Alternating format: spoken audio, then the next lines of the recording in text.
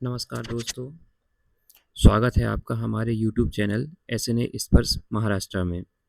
तो दोस्तों आज का हमारा टॉपिक है कि एसएनए स्पर्श जो मॉडल है उसमें आपका रजिस्ट्रेशन कैसे होना है। तो दोस्तों मैं आपको यहाँ पर बताना चाहूँगा कि जैसे पीएफएमएस और एसएनए स्पर्श एक दूसरे से लिंक हैं।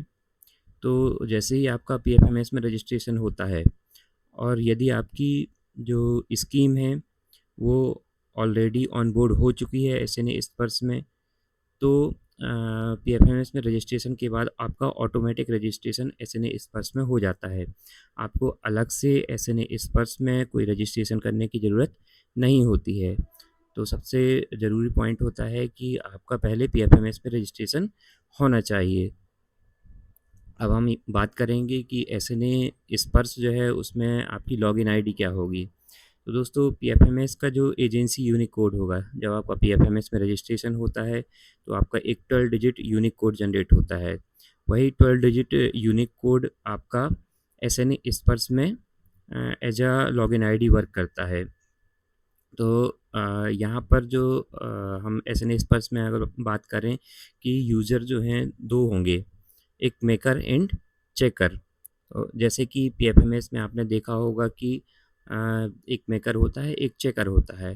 तो यहाँ पर पीएफएमएस में दोनों मेकर और चेकर दोनों के लिए अलग-अलग यूज़र आईडी होती है, बट एसएनए स्पर्श में यूज़र आईडी सेम होगी। जो आपका पीएफएमएस का एजेंसी यूनिक कोड होगा, वही दोनों मेकर और चेकर दोनों के लिए यूज़र आईडी होगी। बस पासवर्ड जो है वो दोनों का अलग-अलग होगा। जब आपकी स्कीम ऑनबोर्ड हो जाएगी तो फर्स्ट टाइम आपको एक default password maker and checker दोनों के लिए मिलेगा। वो डिफ़ॉल्ट पासवर्ड आपको फर्स्ट टाइम लॉगिन करने के बाद चेंज करना होगा। तो अभी हम यहाँ पर बात करेंगे कि जैसा मैंने बताया कि एसएनए स्पर्श में भी आपके 2 यूज़र होंगे, एक मेकर होगा और एक चेकर होगा। अगर हम स्कूल लेवल की बात करें तो स्कूल लेवल में जो हेडमास्टर हैं, उनके पास मेकर का लॉगिन होगा और जो एसएमसी अध्यक्ष हैं, उनके पास चेकर का लॉगिन होगा। ठीक है? तो 2 यूज़र होंगे आपके पास मेकर एंड चेकर। अब हम यहाँ पर रोल देखेंगे कि मेकर्स के क्या रोल हैं। तो दोस्तों मेकर का जो सबसे फर्स्ट रोल होता है कि उन्हें होल्डिंग अकाउंट मैप करना होता है। होल्डिंग अकाउंट जो आपका एक current account, zero balance current account open होगा, जो कि आपके डिडक्शंस के अमाउंट को ट्रांसफ़र करने के लिए होगा। मीन्स आपके जो भी डिडक्शंस आप किसी वेंडर को पेमेंट करेंगे, तो जो भी आप उसमें से डिडक्शंस करेंगे जैसे टीडीएस, जीएसटी और दूसरे भी जो डिडक्शंस होंगे, तो वो सभी डिडक्शंस आपके होल्डिंग अकाउंट में ट्रांसफ़र किए जाएँगे। तो उस अकाउंट को जो है हम होल्डिंग अकाउंट बोलते हैं, वो अकाउंट मेकर की आईडी से मैप होगा। दूसरा जो भी आपके वेंडर्स होंगे, उनको आपको रजिस्टर करना है मेकर की आईडी से। वेंडर्स मीन जो भी आपके सप्लायर्स होंगे, उनका बैंक अकाउंट नंबर आपको एसएनए स्पर्श में रजिस्टर करना होगा। लेकिन दोस्तों यहाँ पर ध्यान देने वाली एक बात ये है कि जो भी वेंडर्स आप एसएनए स्पर्श में रजिस्टर करने वाले हैं, सबसे पहले उन्हें आपको पीएफएमएस में रजिस्टर करना है। क्योंकि पीएफएमएस में उस अकाउंट नंबर का जो है वैलिडेशन हो जाएगा जब उस वेंडर का अकाउंट नंबर सक्सेसफुली वैलिडेट हो जाएगा पीएफएमएस में, उसके बाद ही आपको किसी वेंडर को एसएनए स्पर्श में रजिस्टर करना है। नेक्स्ट जो रोल होता है कि मेकर आईडी से ही आपको किसी वेंडर का जो बिल तैयार करना होता है या क्रिएट या इनिशिएट करना होता है। उसके बाद जो है फिर ये बिल चेकर की आईडी में जाता है।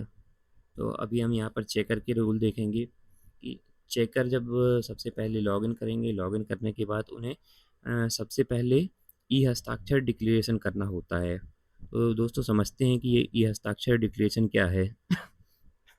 तो ई हस्ताक्षर डिक्लेरेशन दोस्तों आप जो मेकर जो भी पेमेंट करेंगे तो उस वेंडर के पेमेंट को अप्रूव करने के लिए एक तरह का ऑथेंटिकेशन है कि आप ऑथेंटिकेशन प्रोवाइड कर रहे हैं उस पेमेंट को, उसके लिए आप ई हस्ताक्षर करते हैं।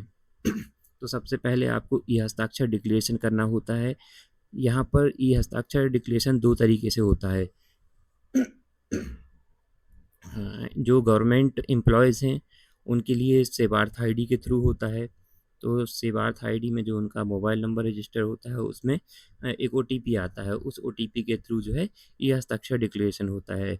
बट जो नॉन गवर्नमेंट एम्प्लॉयज़ हैं, जैसे यहाँ पर अगर हम स्कूल में बात करें, जो एसएमसी अध्यक्ष हैं, तो एसएमसी अध्यक्ष के जो आधार नंबर होंगे, आधार नंबर से जो लिंक मोबाइल नंबर होगा, उस मोबाइल नंबर पर ओटीपी आएगा और उसके थ्रू ये हस्ताक्षर होगा और सारे जो बिल्स जो मेकर तैयार करेंगे, उनका अप्रूवल अ, ई हस्ताक्षर के माध्यम से उनके आधार नंबर से लिंक जो मोबाइल नंबर होगा, उसमें ओटीपी के थ्रू अप्रूवल होगा।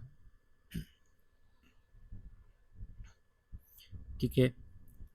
तो दोस्तों, ये आज का जो हमारा ये वीडियो था, एसएनए स्पर्श में आपकी रजिस्ट्रेशन और उसमें कितने टाइप के यूज़र होंगे, उससे संबंधित था। नेक्स्ट वीडियो में हम देखेंगे कि चेकर से ई हस्ताक्षर डिक्लेरेशन कैसे करना है, उसकी कंप्लीट प्रोसेस क्या है। तो अगर आपको ये वीडियो पसंद आया हो, तो प्लीज़ इसे लाइक, शेयर एंड सब्सक्राइब करें। Thank you.